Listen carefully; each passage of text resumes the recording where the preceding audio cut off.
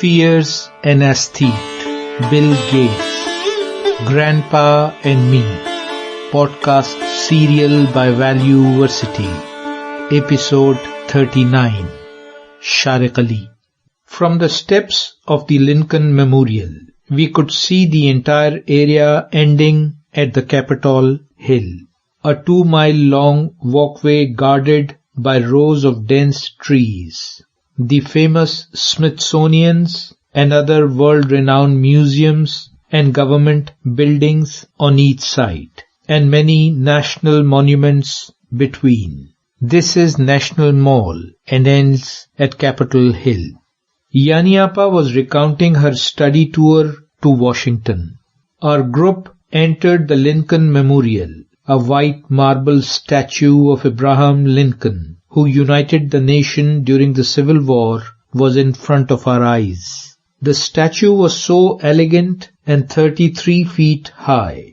After a brief speech of appreciation, we took group photos. We stood where Martin Luther King Jr. delivered his fiery speech, "I have a dream." "Did you meet Bill Gates?" I asked an out-of-context question. "No, I did not," she replied.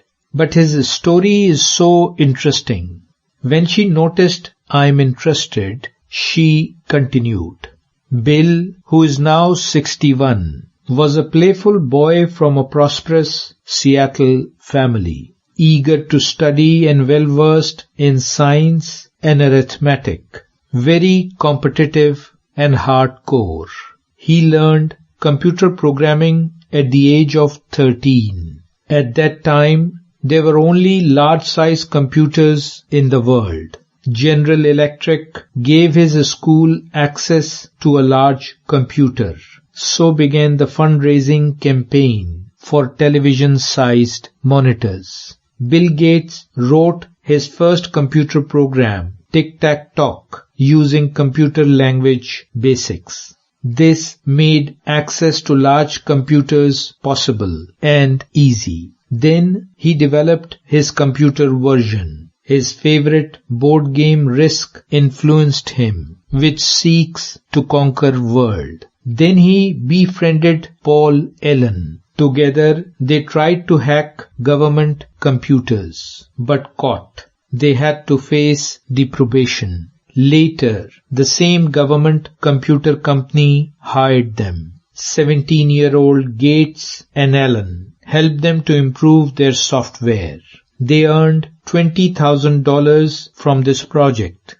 Uncle Patel also joined the conversation and said, in the Harvard entrance exam, he scored 1,590 out of 1,600. Steve Ballmer became his friend at Harvard. He has been Microsoft's boss since Gates' retirement.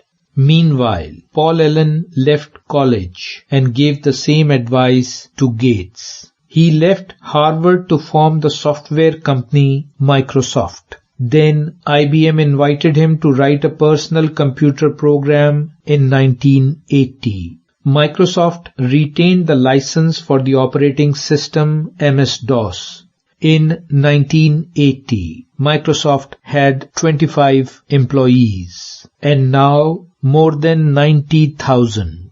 A focused, determined, and able man with childlike innocence and smile. Bill Gates is capable of facing the fiercest competition that made him the richest man in the world. In 2006, he announced that he would dedicate most of his wealth and time to charitable causes, such as polio, AIDS, and tuberculosis. He still holds the highest position and job in the world, to serve humanity. To be continued. Valueversity. Shariq Ali.